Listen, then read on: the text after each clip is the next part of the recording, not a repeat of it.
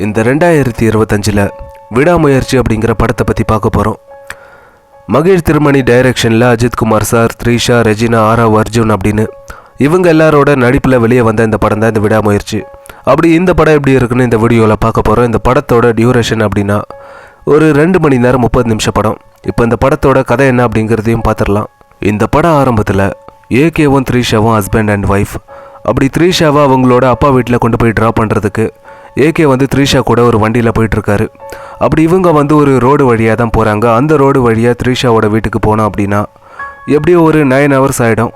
அப்படி இவங்க அந்த ரோடு வழியாக போயிட்டுருக்கும்போது ஒரு நடு ரோட்டில் ஏகேவோட வண்டி பிரேக் டவுன் ஆகிடுது. இப்போ இந்த ரோடு வழியாக தான் அர்ஜுனும் ரெஜினாவும் வராங்க ஒரு ட்ரக்கில். அப்போ ஏகே இந்த மாதிரி கார் பிரேக் டவுன் ஆகிடுச்சு. இந்த பக்கத்தில் ஒரு பார் ஒன்று இருக்குல்ல, அங்கே ட்ராப் பண்ணிடுங்க அப்படின்னு த்ரிஷாவை அர்ஜுன் கூடயும் ரெஜினா கூடயும் அனுப்பி விடுறாரு. அப்படி போன த்ரிஷா ரொம்ப நேரம் ஆச்சு, இன்னும் திரும்ப வரலையே அப்படின்னு ஏகே அந்த பாருக்கு போய் இந்த மாதிரி த்ரிஷாவோட ஃபோட்டோவை காமிச்சு, இவங்கள பார்த்தீங்களா, இவங்க இங்கே வந்திருக்காங்களா, இங்கே வந்தாங்களா அப்படின்னு கேட்குறாங்க. அதுக்கு அவங்க இல்லை, நாங்கள் இவங்கள பார்க்கல, இங்கே வரல அப்படின்னு தான் சொல்கிறாங்க, எங்களுக்கு தெரியாது அப்படின்னு.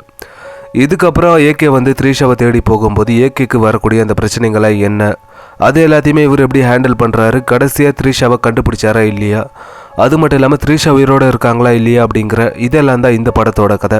இப்போ இந்த படம் எப்படி இருக்குது அப்படின்னா, இந்த படத்தில் ஃபர்ஸ்ட் ஆஃப் கொஞ்சம் ஸ்லோவாக இருக்கும். அதாவது ஏகேவோட அந்த ஃப்ளாஷ்பேக் காட்டும்போது அப்புறம் இந்த படத்தோட கதைக்குள்ளே வர வரைக்கும் படம் கொஞ்சம் ஸ்லோவாக தான் போச்சு.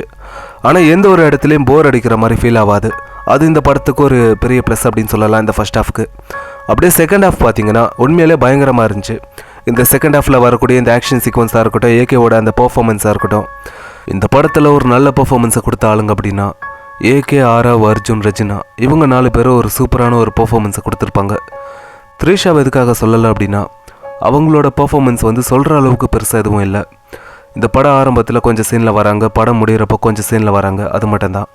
மொத்தத்தில் இந்த படத்தில் இந்த பர்ஃபார்மன்ஸ் அப்புறம் ஆக்ஷன் சீக்வன்ஸ் இல்லை அப்படின்னா இந்த படம் ஒரு மொக்க படம், ஒரு ஆவரேஜான ஒரு படம் அப்படின்னு தான் சொல்லியிருப்பேன் இந்த ரிவ்யூவில். அப்புறம் இந்த படத்தில் ஃபர்ஸ்ட் ஹாஃப் முடியும் போது ஒரு ட்விஸ்ட் ஒன்று வரும். அதில் ரெஜினா ஒரு விஷயம் சொல்லுவாங்க. அதை கேட்கும்போது எனக்கே கன்ஃபியூஷன் ஆகிடுச்சு, இந்த மாதிரி அது உண்மையாக பொய்யா அப்படின்னு. அப்புறம் இந்த படத்தில் இந்த எமோஷன் சீன்ஸ் எல்லாம் ரொம்ப நல்லாவே ஒர்க் அவுட் ஆகிருக்கு.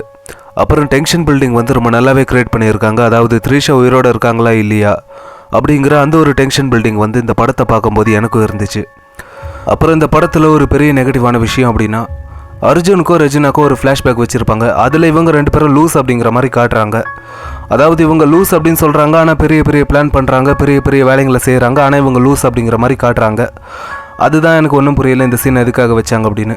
மொத்தத்தில் இந்த படத்தை நீங்கள் கண்டிப்பாக ஒரு வாட்டி பார்க்கலாம்.